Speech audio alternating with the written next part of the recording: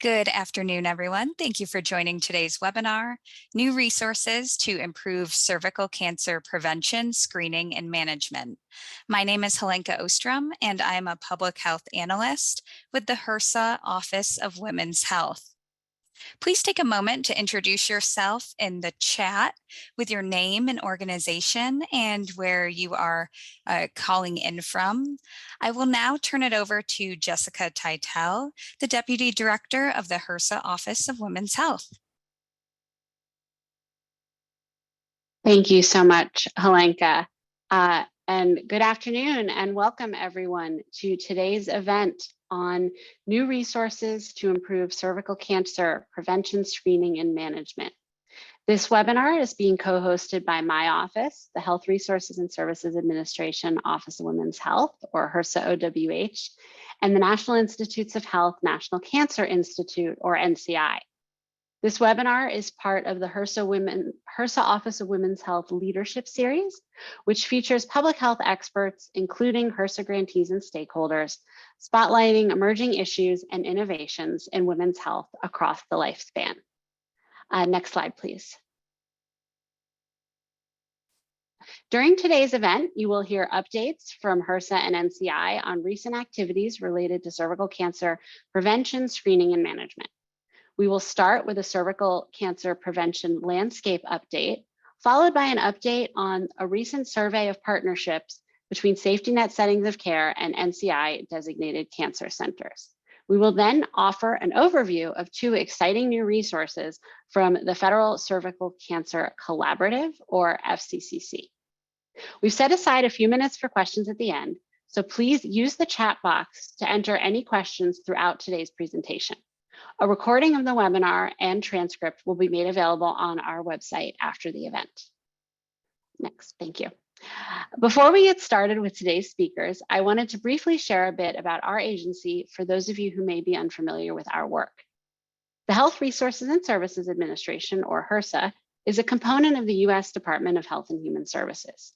We support a broad range of over 90 programs to provide healthcare to people who are geographically isolated and economically or medically vulnerable. Every year, HRSA programs support tens of millions of people, including those with low incomes, people with HIV, pregnant people, children, parents, rural communities, transplant patients, and other communities in need, as well as the health workforce, health systems, and facilities that care for them. Within HRSA, my office, the HRSA Office of Women's Health, leads and promotes innovative sex and gender responsive public health approaches. We are a part of a network of women's health offices throughout the Department of Health and Human Services, and we work together with our colleagues to improve the health, wellness, and safety of women across the lifespan. Since 2021, HRSA and our federal partners have co-sponsored the Federal Cervical Cancer Collaborative, or the FCCC. This collaborative bridges the federal priorities of cancer research at the NCI and healthcare delivery by HRSA-supported and safety net settings of care. The FCCC is an offshoot of the Biden-Harris administration's Cancer Moonshot, which aims to accelerate cancer research to make more therapies available to more patients, while also improving the ability to prevent cancer and detect it at an early stage. The FCCC aims to realize the outcomes of the Cancer Moonshot in safety net settings of care. Our partners in this effort include the HRSA Office of Intergovernmental and External Affairs, NCI, the NIH Office of Research on Women's Health, the HHS Office of Population Affairs in the Office of the Assistant Secretary for Health, the Centers for Medicare and Medicaid Services, or CMS, and the CDC Office of Cancer Prevention and Control. The FCCC is just one way in which HRSA is supporting the goals of the Cancer Moonshot to close the cancer screening gap and to decrease the impact of preventable cancers. Last year, President Biden reignited the Cancer Moonshot and set new national goals to cut the death rate from cancer by at least 50% over the next 25 years and improve the experience of people and their families living with and surviving cancer. On the recent anniversary of the Cancer Moonshot, HRSA invested nearly $11 million in 22 HRSA-funded health centers to improve access to life-saving cancer screenings and early detection services for underserved communities. As part of its ongoing work, last year the FCCC hosted a roundtable series focused on providers that included discussion of provider engagement in new guidelines, technical assistance, federal coordination, and evidence-based innovations, such as self-collection for HPV. This series led to the development of a federal opportunities report and a provider toolkit, which we look forward to sharing with you today. I want to thank you again for your participation in today's event. I will now turn it back to Helenka to introduce our next speaker.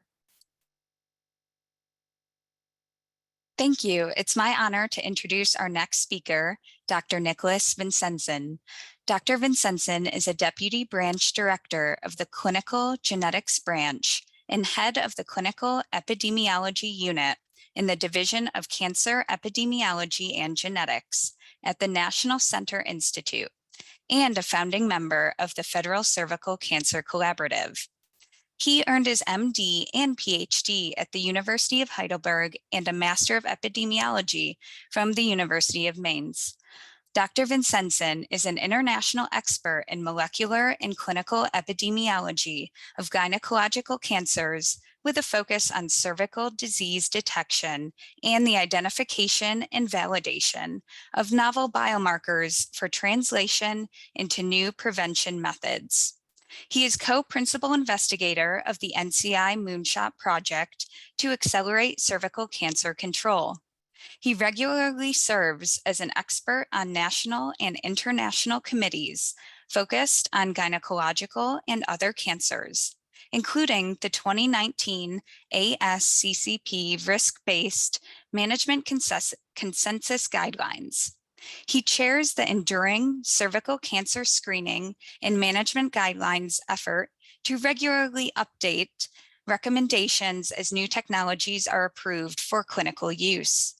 He recently co-chaired a cervical cancer screening work group for the President's Cancer Panel, and he led an update of the Cervical Cancer Screening Handbook for the International Agency for Research on Cancer, part of the World Health Organization, or WHO.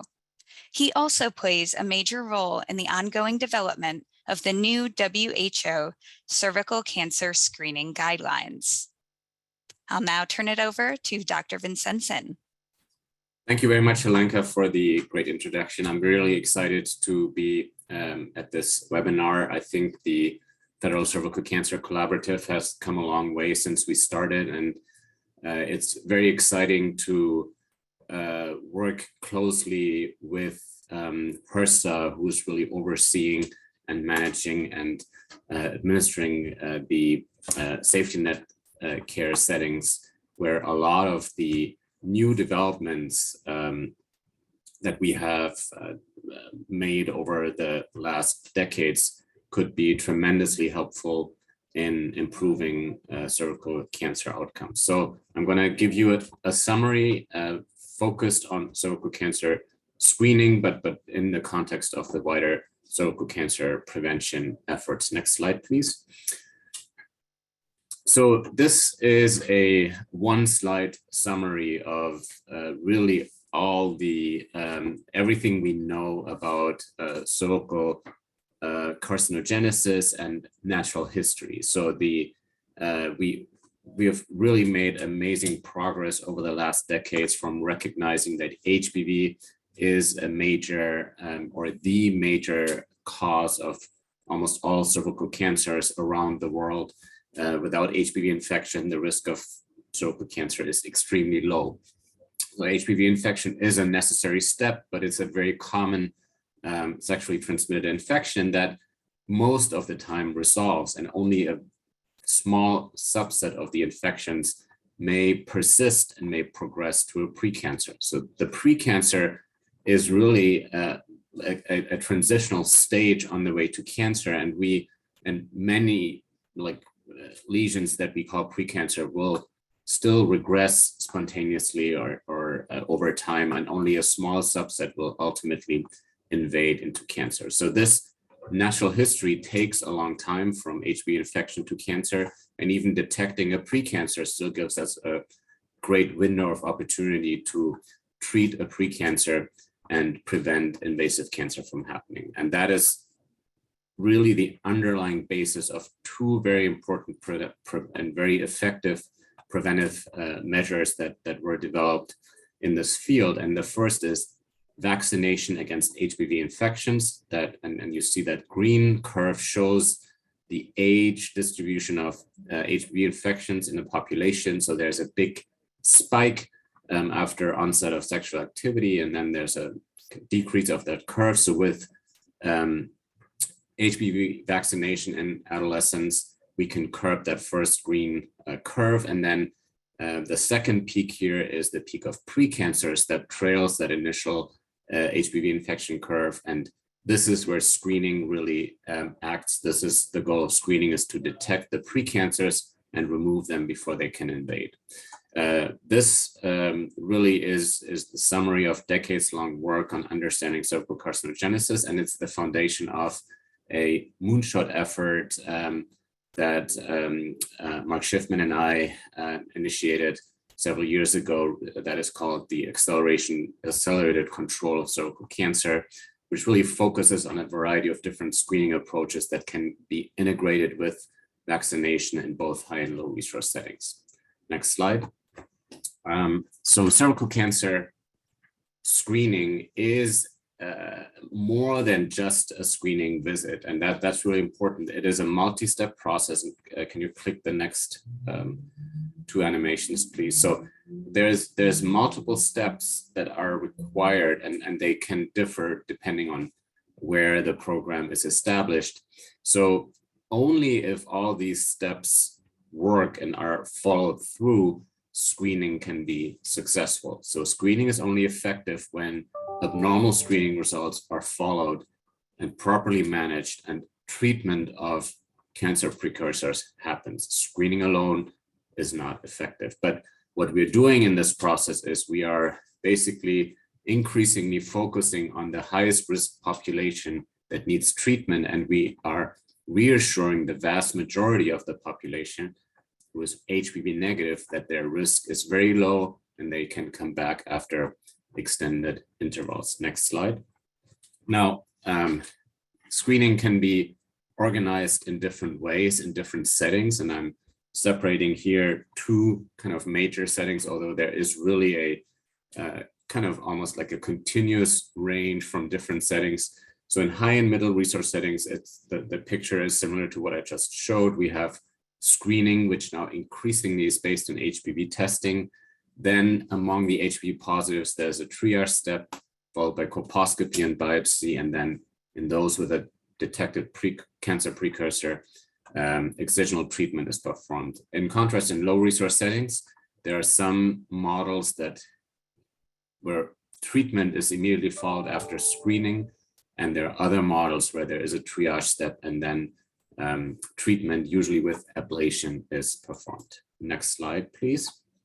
Well, I'm going to focus on the screening part first, and this evaluation of screening technologies was a major focus of a recently completed IARC handbook for cervical cancer screening that evaluated all the different primary screening methods and touched a little bit on some of the triage technologies. So there was an extensive evidence review for HPV DNA testing, cytology, which was the first screening test that really had a tremendous impact on cervical cancer incidence and has been very successful in places where it can be introduced, but it's not easy to implement on a large scale.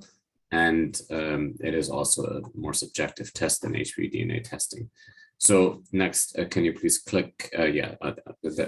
These three technologies were evaluated with regard to their impact on reducing cervical cancer incidence and cervical cancer mortality.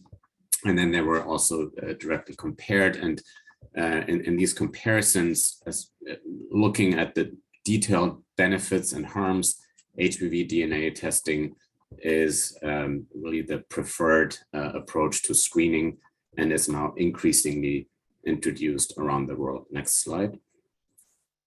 One of the important benefits of HPV DNA testing, of using a molecular test as the primary screening test, is that it can be applied in self-collected specimens. So this can be a great way to extend the reach of screening programs, because in a regular screening program where you cannot use self-collection, provider interaction is required for all screenees. So really the whole population requires speculum examination and a sample collection.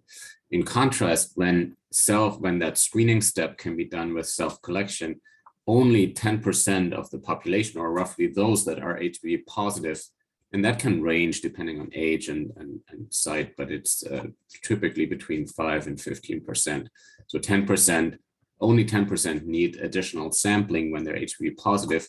And then if there was a triage test that could be done from the self-collected specimen, this would further be reduced to only 5% of the total population who needed then the provider interaction. So self-collection has a lot of potential to increase screening range, and it is implemented in several screening programs around the world. It's not yet approved in the United States, but there are efforts of getting it into clinical practice in the US as well.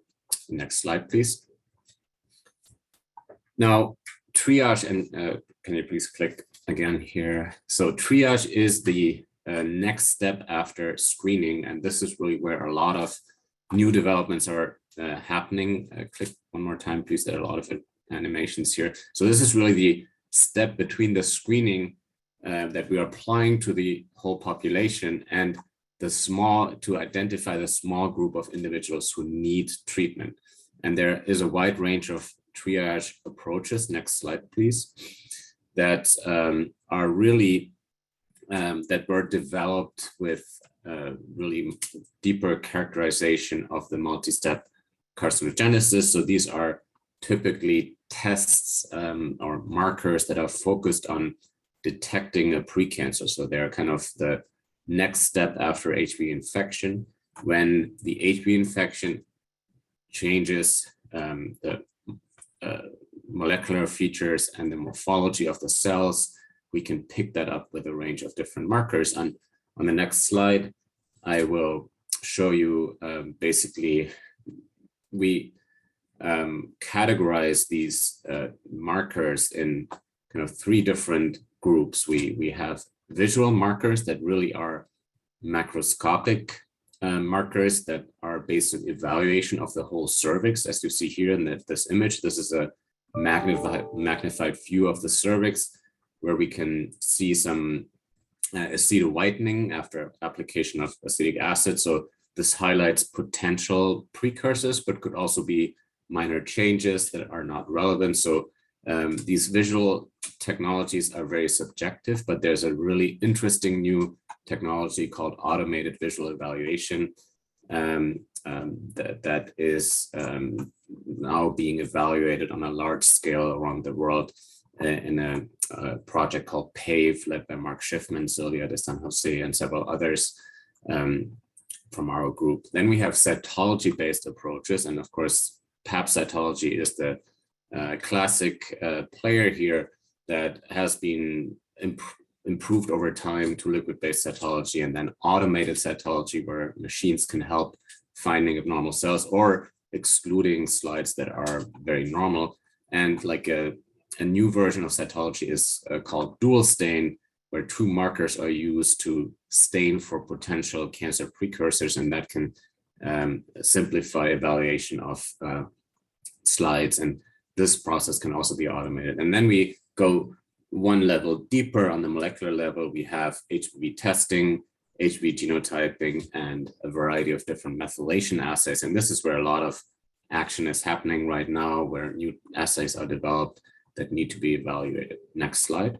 I'm going to show you a few examples of these new technologies just to show what's on the horizon or what was just introduced in clinical practice. One example is the P16-Ki67 dual stain cytology that I just mentioned. And here's a slide that shows these dual stain positive cells. You see the red stain in the nucleus and the brown stain in the cytoplasm, and surrounded by normal cells here in blue. So this can help to more easily detect abnormal cells. This test has been approved in the United States for manual evaluation, and it can improve the performance of cytology. On the next slide, we're currently working on developing an automated approach to really remove all the subjective nature of this test. And this is an example here showing how you can scan a whole slide, and then there is an AI-based algorithm that can identify these dual stain positive cells, quantify them, and with that technology, we can actually improve the specificity of the test and make it more efficient compared to the manual evaluation. This is not currently available, not currently approved for clinical practice, but there are interesting things in development. Next slide. This really, and one more animation here. So this is the automated visual evaluation approach that I mentioned before. This is basically the AI-based version of the visual inspection of the cervical surface, really removing the subjectivity, training an algorithm that can recognize precancers on the cervix based on images shown here. And this can be done on a variety of different tools. There are tools in development right now that are being evaluated in large scale studies. And this is a technology that can be used on the spot. So for example, the model is to use self-collection and then HPV testing from specimens, and then whoever is positive can be evaluated with this technology. And then on the spot, you can make a decision about treatment and then decide who should undergo ablative treatment. So this is in the works. As stay put, there's going to be exciting results coming out of this probably in the next year. Next slide. Now, WHO has a major role in evaluating and developing guidelines for cervical cancer screening. There is a standing group, a guidelines development group that includes many cervical cancer screening experts. They developed guidelines after the IARC handbook was completed, basically guidelines focused on HPV testing for primary screening. There's now a standing committee, like a living guidelines committee, that is evaluating additional technologies as they come along. And that was already done for mRNA testing, for dual stain, and now extended genotyping. And then there will be self-collection. So this is kind of a really rapid process to evaluate new technologies and get them into clinical practice around the world. Next slide. In the US, we have several dedicated guidelines efforts. We have two major institutions that are working on screening guidelines and have been doing this over the last decades. The US Preventive Services Task Force updated cervical cancer screening guidelines in 2018, and a new update is currently in development. So this is expected to come out soon, but at that time in 2018, cytology, HPV cytology co-testing, and HPV alone were recommended for cervical screening. Shortly after, the American Cancer Society came out with guidelines, and with additional evidence and really better understanding of HPV screening, really this guideline says that HPV testing is the preferred screening option because of the best trade-off between benefits and harms. The other options are still on the table, but HPV alone is really the preferred method. So these guidelines address the primary screening. The management guidelines are really dealing with everything that comes after that. And that's a lot, and that's very complex. And in 2019, we developed a process with over 20 organizations and like a lot of risk assessment here conducted at NCI to separate basically the management decisions from the risk estimates. And now we have an approach where specific risk thresholds can be used to determine a clinical action, and we can calculate these risks for every new technology that comes along. And so we have now a formal approach to updating these guidelines, and that is currently happening through the enduring guidelines process. So when there's a new technology, we can evaluate the risk, and then we can see, okay, this risk means that somebody should undergo colposcopy, or there's an extended interval until retesting, etc. So this is ongoing. Again, we have a living guidelines committee that is currently evaluating some of these new technologies. Next slide. I want to close just saying that the process is getting more complicated. I mean, we're in a fortunate situation where we have a lot of great options or a lot of great choices, but it can get complicated since we have different technologies, we have different assays. What are we doing? What should we do? How should we deal with all these results? So understanding the process and successfully communicating test results and risk-based management is really critical for successful cervical cancer prevention, and patient engagement is also very critical for the success. On the next slide, just reiterating that it is very important that we do not just look at the screening step, but we look at the whole process. Follow-up and treatment are critical components of the screening program. And it's not helpful if we extend screening, but nobody comes back with an abnormal test result. So we really need to make sure that treatment of precancers is happening, and that we have an infrastructure that allows to do that when we expand screening. Again, patient engagement and education is really central to that process as well. Next slide. And to close, the kind of mission of HRSA and really like HRSA dealing with all the safety net settings is absolutely critical here. So we have great tools, we have really amazing approaches, but they need to get to the populations that need them. So we need to bring these innovations to all the settings that really suffer from cervical cancer. And we need a good safety net in order to have successful cervical cancer prevention. So we need engagement of many important parties, starting with patient and providers, but many more are in this mix, and we need to get them all together. And that's a really important task that the FCCC has taken on. And just to pitch this President's Cancer Panel report that addresses a lot of these questions, not just for cervical cancer screening, but also for several other screening programs, and really has identified common barriers and common solutions to these approaches. So with that, I want to thank you for your attention, and I want to put it back to Alenka. Thank you so much, Dr. Vincenson, for that great presentation. Our next speaker is Veronica Cholette. Ms. Cholette is a program director in the Health Systems and Interventions Research Branch of the Healthcare Delivery Research Program. She manages a portfolio of social and behavioral research directed at multiple contextual levels to improve rates of cervical cancer screening and HPV vaccination, and co-leads the Healthcare Teams Initiative, which seeks to improve interprofessional teamwork in healthcare delivery. I'll now turn it over to Ms. Cholette. Thank you so much, Helenka, for introducing me, and thank you so much to the organizers for inviting me to be a part of this Office of Women's Health Leadership series. So one of my roles as a program director at NCI that led to my participation in the collaborative is to identify scientific opportunities and address gaps in cervical cancer screening and HPV vaccination.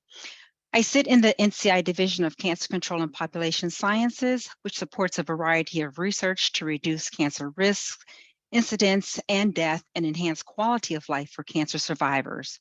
Our division also recommends ways to apply that research in quality healthcare delivery. So the research supported by Nick's division, as he just described, as well as the efforts in mine, contribute to the mission, vision, resources, and tools offered by the collaborative to support your local initiatives enhancing the uptake of cervical cancer screening. And we are very honored to be included in the FCCC partnership. Next slide, please. For the next few minutes, I'll share more detail on the National Cancer Institute's unique role as a partner in the collaborative. I will provide an overview of a recent survey that NCI conducted with our NCI designated cancer centers to help us understand the interplay between our cancer centers and safety net settings with regard to follow-up of abnormal cervical cancer screening. Details of the survey will be published, so I will only share a few high-level findings from the results, suggest a few opportunities to address some of the reported challenges noted by our cancer centers in providing follow-up care, and then I'll offer a few concluding remarks. Next slide, please. So I share this image to help illustrate Jessica's earlier comment that the collaborative bridges the priorities of cancer research at the National Cancer Institute and healthcare delivery supported by HRSA to realize the outcomes of the Cancer Moonshot Initiative in safety net settings of care. The National Cancer Institute leads the nation's research efforts to improve cancer prevention, detection, diagnosis, and survivorship. Our investment in various types of research generates new knowledge that leads to reducing the burden of cancer and to improve individual, population, and system-level outcomes. And we also want to make sure that knowledge gained through research is available to as many stakeholders as possible. So as part of our mission, the NCI leads the Cancer Moonshot, which aims to accelerate cancer research, foster greater collaboration, improve the sharing of cancer data, and make more therapies available to more patients, while also improving our ability to prevent and detect cancer at an early stage. NCI's participation in the collaborative aligns with President Biden's vision for the Moonshot and our NCI Cancer Director's vision for the National Cancer Plan to be an all-government and all-society approach to eliminating suffering from cancer as we know it. Next slide. So in this slide, I like to set the stage for the collaborative's interest in a survey to help us gain insights into NCI-designated cancer center partnerships with safety net settings. What's really important to understand here is that our cancer centers and safety net settings healthcare are inextricably connected for several reasons. Our cancer centers and HRSA's federally qualified health centers and other free clinics often serve overlapping patient populations and population needs. So the interactions and information exchange between these entities for us is particularly significant in the context of cervical cancer care. We know that safety net health settings carry a significant burden of cervical cancer cases, especially among individuals who have not previously engaged in the healthcare system. And studies supported by NCI have also shown that enhancing strategies to increase screening rates and ensuring timely follow-up for abnormal screening tests can potentially prevent over 80% of cervical cancer cases. We know that safety net settings often rely on cancer centers to provide follow-up cervical cancer care. However, the extent of collaboration and processes of coordinating services between these entities was poorly understood.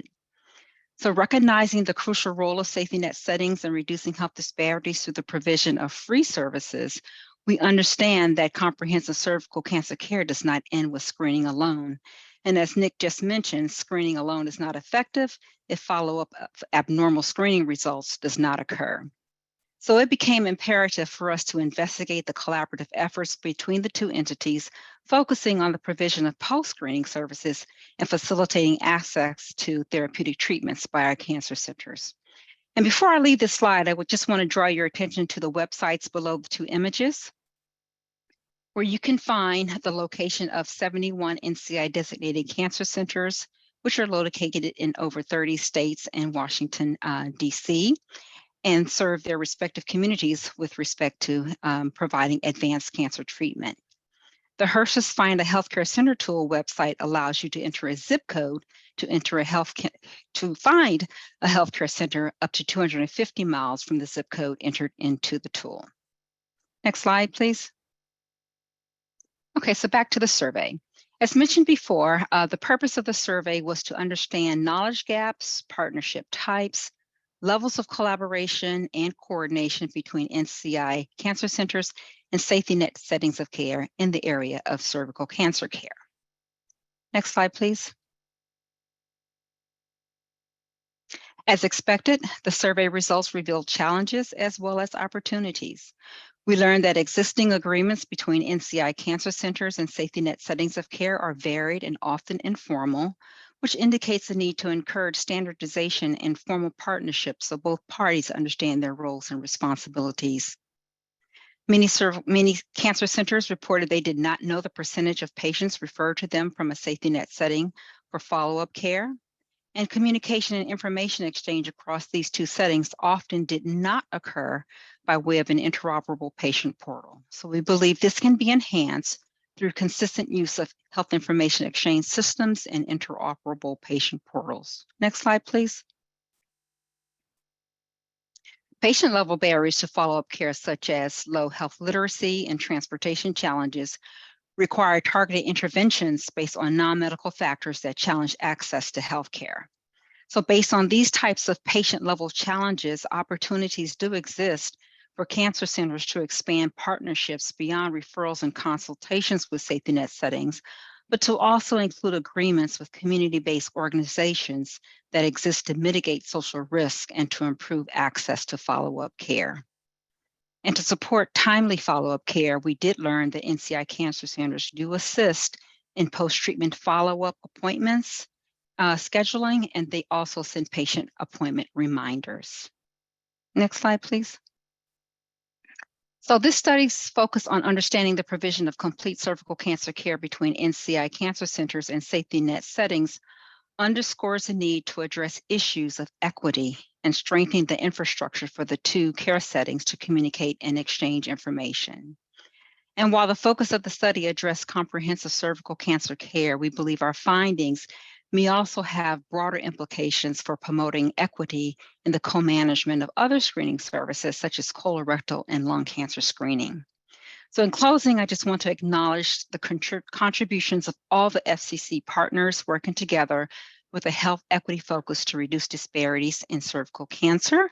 I will end here and thank you for your attention, and thank you all in advance for partnering with us to reduce the burden of cervical cancer as we now know it.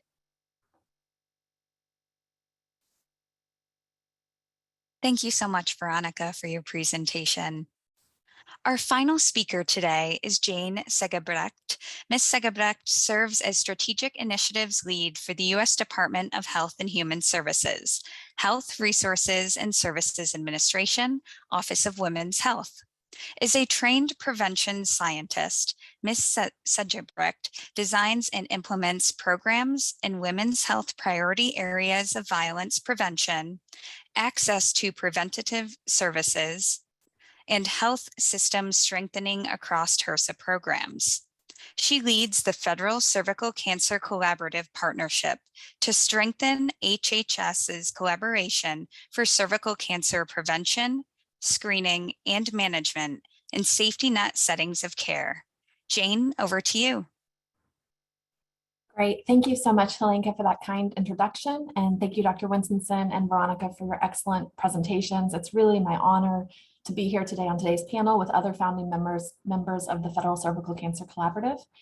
And it's wonderful to see so many clinical and community settings joining us from across the country today, just an incredible reach. And so I'm excited to share two new FCCC products today, and I hope that you'll find them meaningful in your organization's important efforts to prevent and respond to cervical cancer.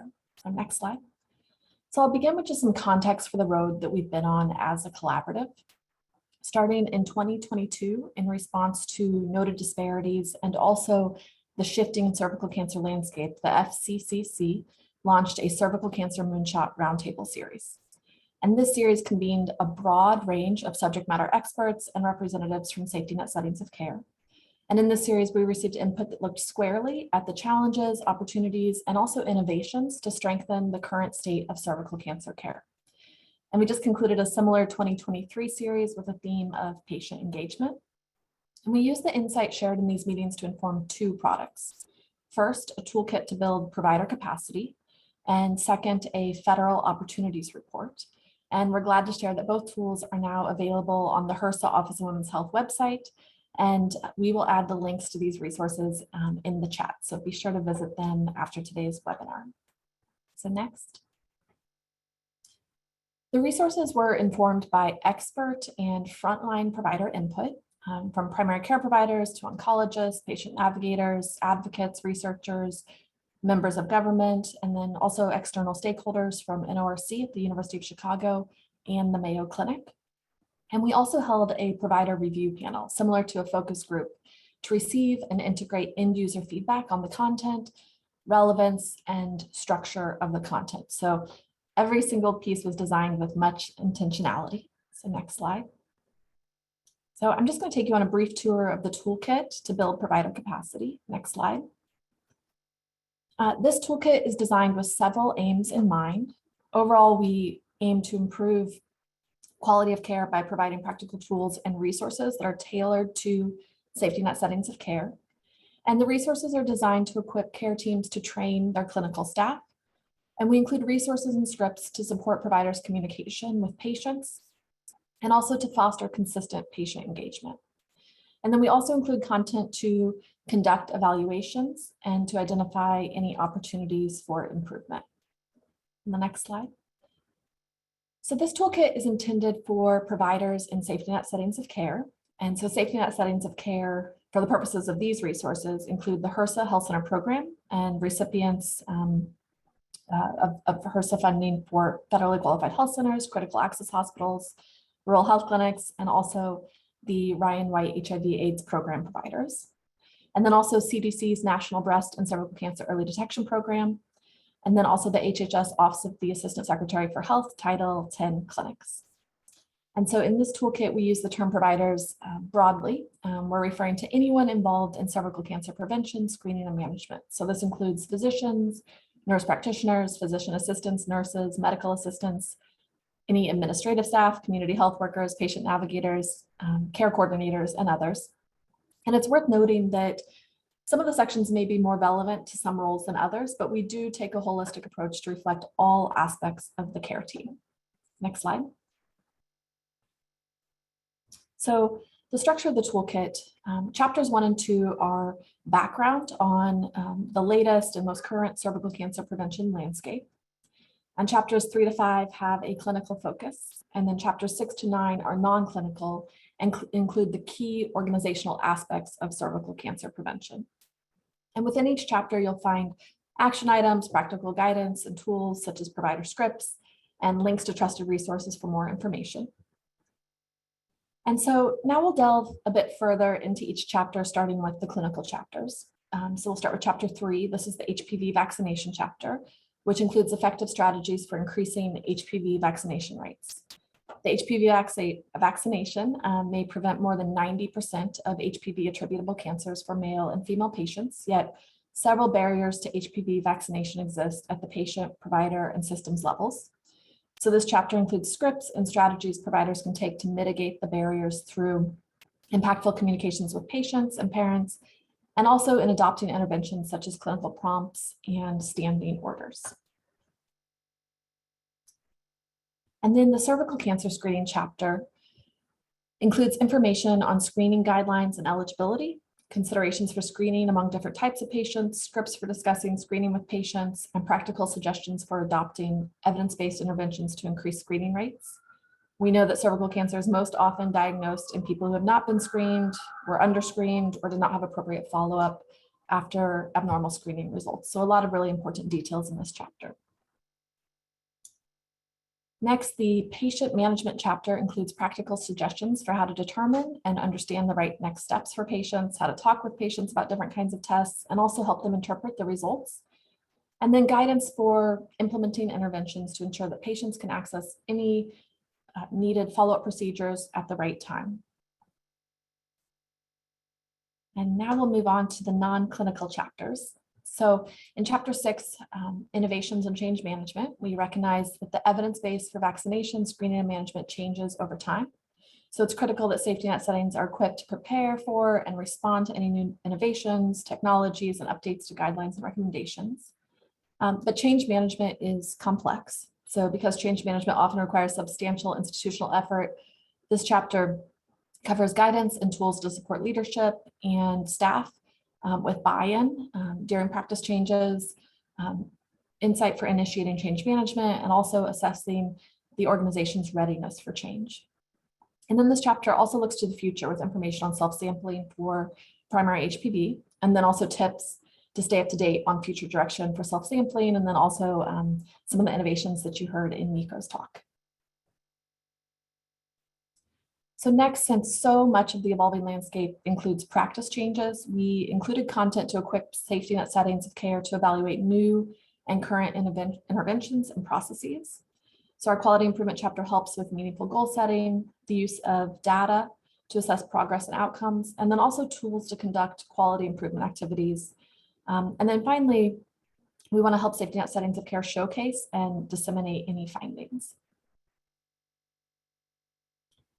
In chapter 9, we describe how partnerships may enable safety net settings of care to increase patient awareness of and access to healthcare and wraparound services, and also how partnerships can actually help healthcare delivery through coordination and communication.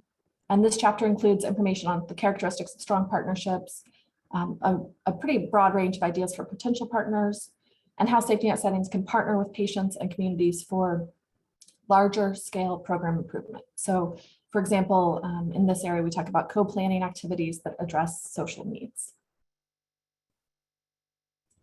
And then lastly, chapter 10 features patient engagement. We know that empowered patients are more receptive to using healthcare services, so we include content for providers to improve their interactions with patients, to improve clinical outcomes, and empower patients to make informed decisions.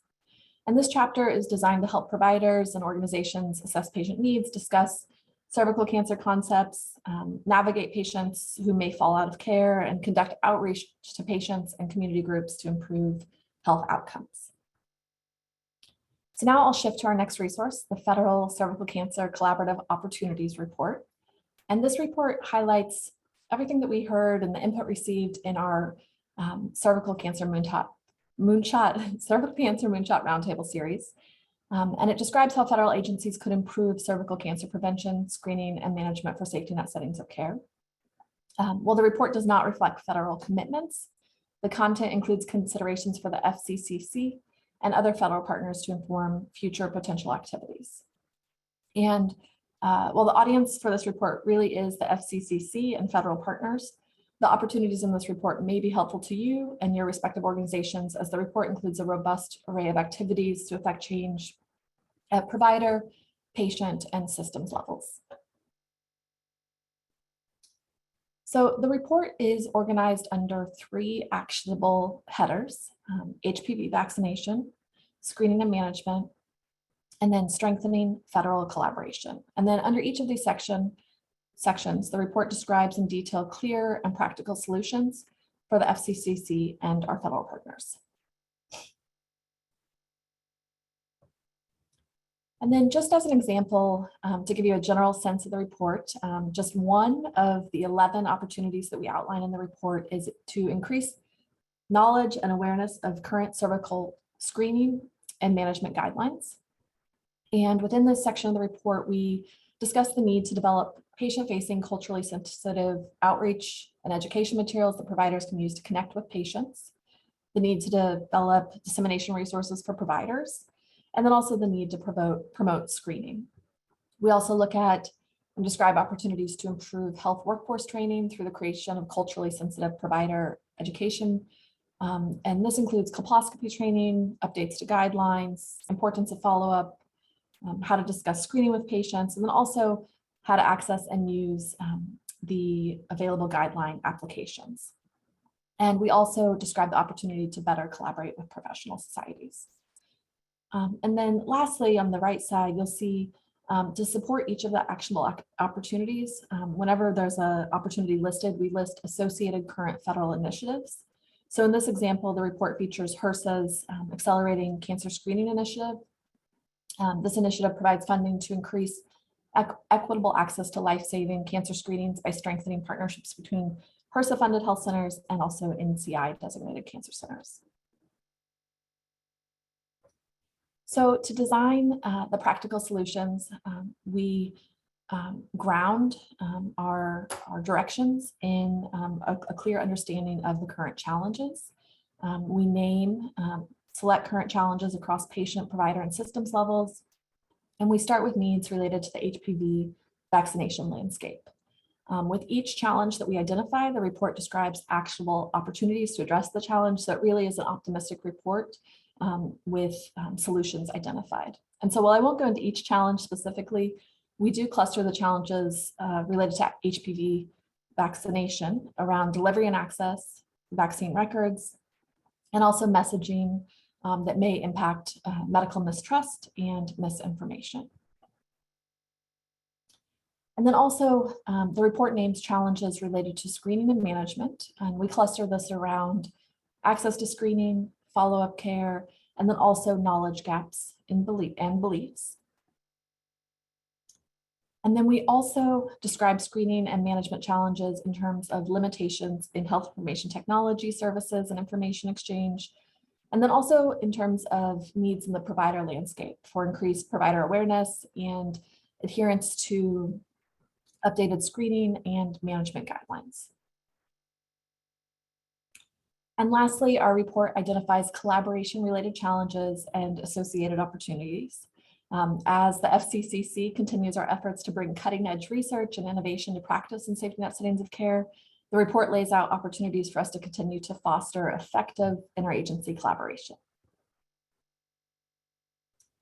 So that's all for our tour of the Toolkit to Build Provider Capacity and the Federal Opportunities Report. And these are just two of several efforts from the FCCC to ensure that safety net settings of care have support to increase equitable uptake of evidence-based best practices in cervical cancer prevention, screening, and management. And so I encourage you to continue to visit our HRSA Office of Women's Health Cervical Cancer Care page. Both of today's tools are on this page. You'll find PDFs there. And then in the future, we will also add new resources, and this will include patient-facing outreach materials to strengthen patient engagement. So thank you again for being here, and thank you for the work you do. And Helenka, back to you.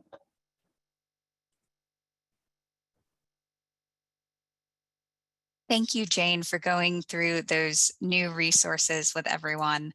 I hope that they are all really beneficial and you can share them with your networks as well. At this time, we'd like to take any questions. Please put any questions that you have for our presenters today in the chat.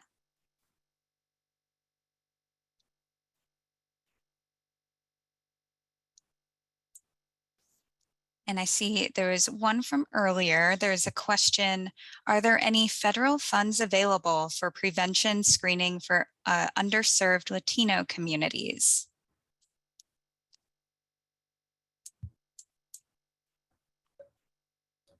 Yeah, thank you so much for the question. I encourage you to take a look at CDC's National Breast and Cervical Cancer Early Detection Program, and then also the HRSA Health Center program, which serves patients regardless of ability to pay. We have sites across the country and a broad range of cervical health services are provided.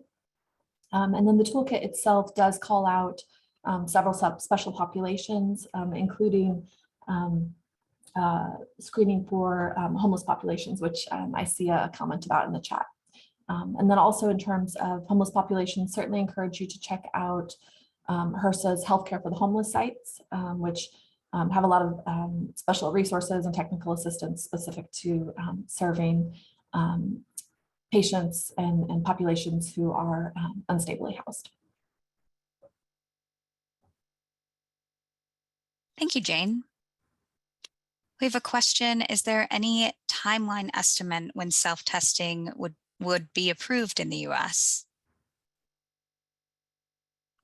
I think I can take that. I mean, I don't think we have a firm timeline. We know from manufacturers who have publicly announced that they have submitted materials for evaluation. So there is an active process and a timeline based on FDA regulations. So it is something that is under review, but there is no absolutely hard timeline, but it is happening. That's the good news.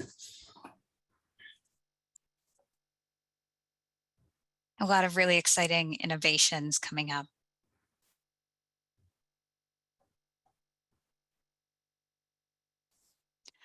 One question, is there a comprehensive report on the current state of health disparities related to cervical cancer in the US? Yeah, great question. I don't know of a comprehensive location. Certainly encourage you to go to the Toolkit and the Federal Opportunities Report because we have a lot of background around the current broad national landscape and include a lot of links to folks who are looking at the national landscape. But that really is one of the aims of the Federal Cervical Cancer Collaborative, is make sure that we are aligning forces in equitable care across all of our different programs and the excellent innovations and research that's coming down the pike.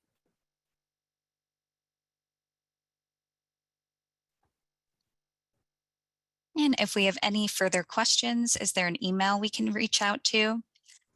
Since you all registered for the webinar, you will be receiving an email from the Office of Women's Health once the recording of this is available. And you can definitely send any questions that you have to our email address. And then we can follow up with the presenters. If the presenters would like to put their emails in the chat, they're welcome to do so too. And we can put the Office of Women's Health email address in the chat as well. I see that other people are sharing some other resources in the chat too.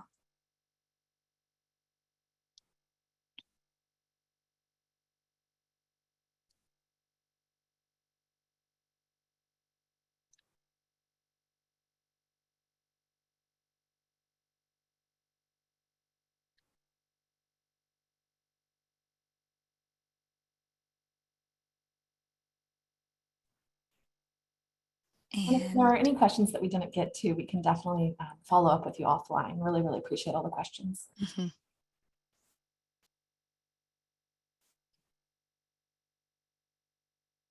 One more question. We have time just for this last one. Do you have any suggestions for a cervical health training module that would be appropriate for people with low health literacy?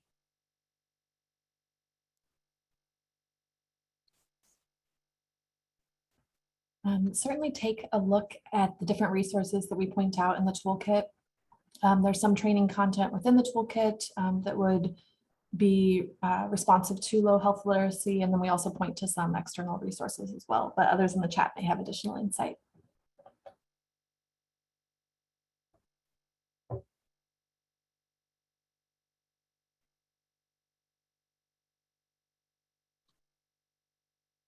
I'll go to our final slide that has some more ways that you can connect with HRSA.